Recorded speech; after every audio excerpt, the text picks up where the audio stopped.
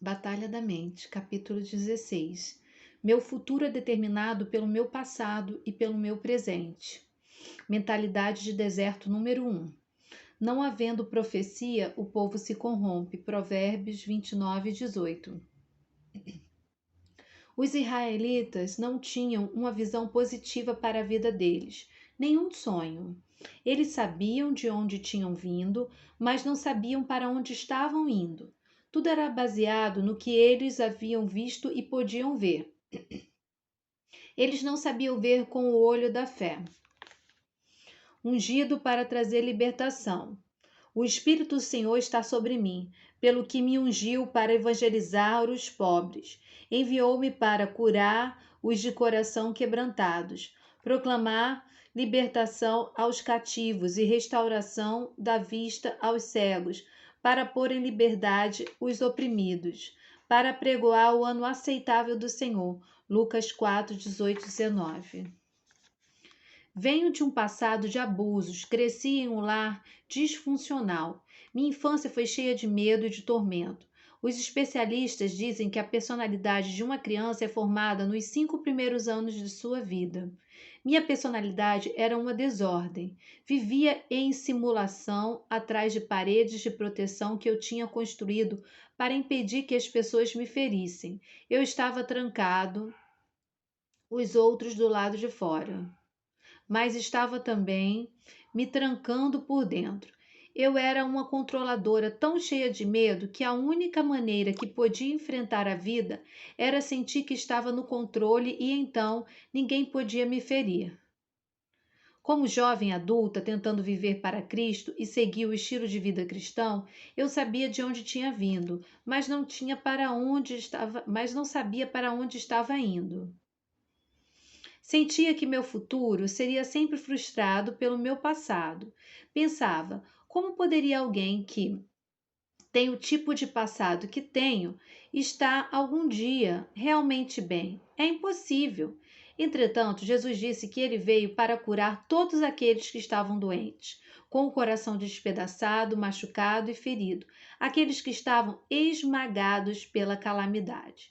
Jesus veio para abrir as portas da prisão e libertar os cativos. Não fiz nenhum progresso até que comecei a acreditar que poderia ser liberta. Tinha de ter uma visão positiva para a minha vida. Tinha de acreditar que meu futuro não estava determinado pelo meu passado, ou mesmo meu presente. Você pode ter tido um passado miserável. Você pode até mesmo estar em circunstâncias negativas e depressivas. Você pode estar enfrentando situações tão más que parece que você não tem razão real para ter esperança. Mas eu lhe digo ousadamente: seu futuro não é determinado pelo seu passado ou pelo seu presente. Adquira nova mentalidade. Creia que com Deus todas as coisas são possíveis. Lucas 18, 27. Com o homem, algumas coisas podem ser impossíveis, mas nós servimos a um Deus que criou tudo o que vemos do nada. Hebreus 11, 3. Dê-lhe o seu nada e veja-o entrar em ação. Tudo de que ele precisa é sua fé nele e ele fará o resto.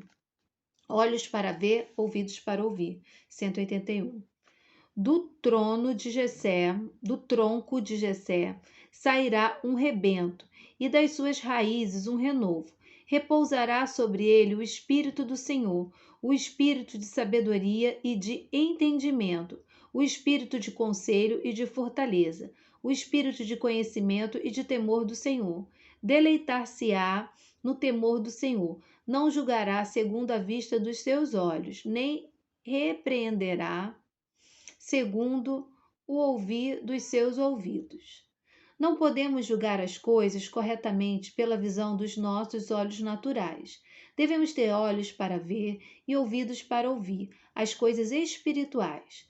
Precisamos ouvir o que o Espírito diz, não o que o mundo diz. Permita que Deus lhe fale sobre o seu futuro, não qualquer outra pessoa. Aleluia.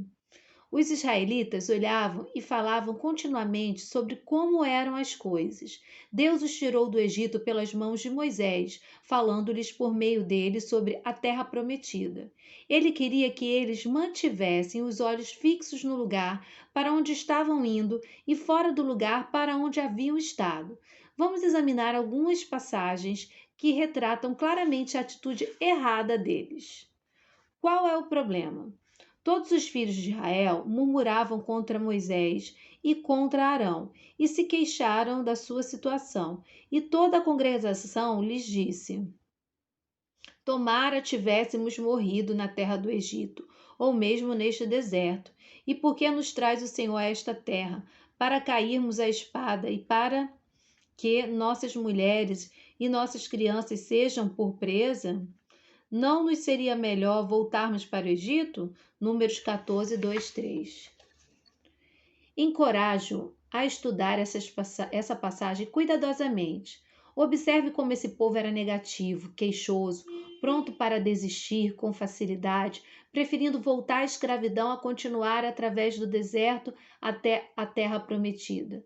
Na verdade, eles não tinham problema, eles eram o problema. Maus pensamentos produzem más atitudes. Não havia, não havia água para que o povo, então, se ajuntaram contra Moisés e contra Arão. E o povo contendeu com Moisés e disseram: Antes tivéssemos perecido quando expiraram nossos irmãos pela praga perante o Senhor. Por que trouxestes a congregação do Senhor a este deserto, para morrermos aí, nós e os nossos animais? Números 22, 4. É fácil ver, por meio de suas palavras, que os israelitas não estavam confiando em Deus de maneira alguma. Eles tinham uma atitude negativa de fracasso. Eles decidiram que iriam fracassar antes mesmo que tivessem realmente começado, simplesmente porque cada circunstância não era perfeita. Eles exibiram uma atitude que veio de uma mentalidade errada. Mas atitudes são frutos de maus pensamentos, falta de atitude e de gratidão. Então partiram do monte, ou pelo caminho do Mar Vermelho, a rodear a terra de Edom.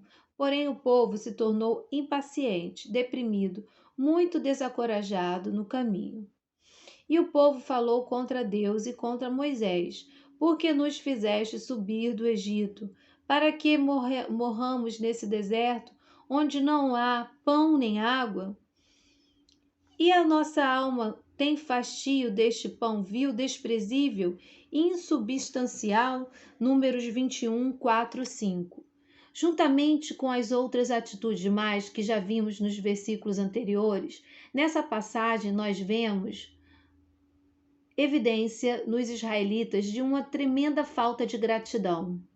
Os filhos de Israel simplesmente não poderiam deixar de pensar sobre o lugar de onde tinham vindo e onde haviam ficado por tempo suficientemente longo para chegarem onde eles estavam indo. Teria ajudado se eles levassem em consideração seu patriarca Abraão.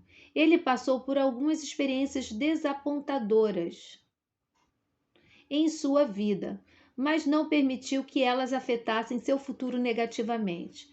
Com contendas não há vida. Houve contenda entre os pastores do gado de Abraão e os pastores do gado de Ló. Nesse tempo, os cananeus e os ferezeus habitavam essa terra, tornando-o mais difícil de se obter forragem. Disse Abrão a Ló: Não haja contenda entre mim e ti, e entre os meus pastores e os teus pastores, porque somos parentes chegados. Acaso não está diante de ti toda a terra? Peço-te que te apartes de mim. Se fores para a esquerda, irei para a direita. Se fores para a direita, irei para a esquerda. Levantou Ló os olhos e viu toda a campina do Jordão, que era toda bem regada, antes de haver o Senhor destruído Sodoma e Gomorra, como o jardim do Senhor, como a terra do Egito, como quem vai para Zoar. Então Ló escolheu para si toda a campina do Jordão, e ele partiu para o Oriente. Separaram-se um do outro. Gênesis 13, 7 e 11. Abraão conhecia os perigos de viver em luta, portanto, ele disse a Ló que eles precisavam se separar.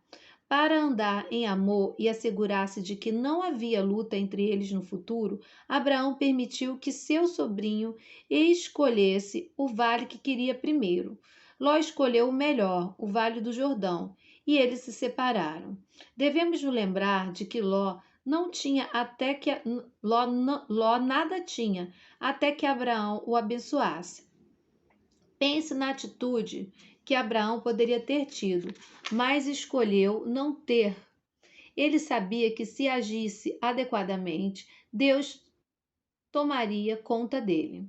Levante os olhos e veja. Disse o Senhor a Abraão, depois que Ló se separou dele: ergue os olhos e olha desde onde estás para o norte, para o sul, para o oriente e para o ocidente, porque toda essa terra que vês, esta darei a ti e à tua descendência para sempre. Gênesis 13, 14 e 15. Essa passagem revela claramente que Deus queria que Abraão olhasse para cima do lugar onde ele estava para o lugar que Deus queria levá-lo, mesmo que ele se encontrasse em circunstâncias menos desejáveis depois da sua separação do seu sobrinho. Abraão teve uma atitude correta sobre a sua situação, e como resultado, o diabo não poderia impedir as bênçãos de Deus para ele. Deus lhe deu ainda mais possessões do que ele tinha antes da separação e o abençoou poderosamente de todas as maneiras. Encorajo-o a olhar positivamente as possibilidades do futuro e começar a chamar à existência as coisas que não existem, como se existissem. Romanos 4,17.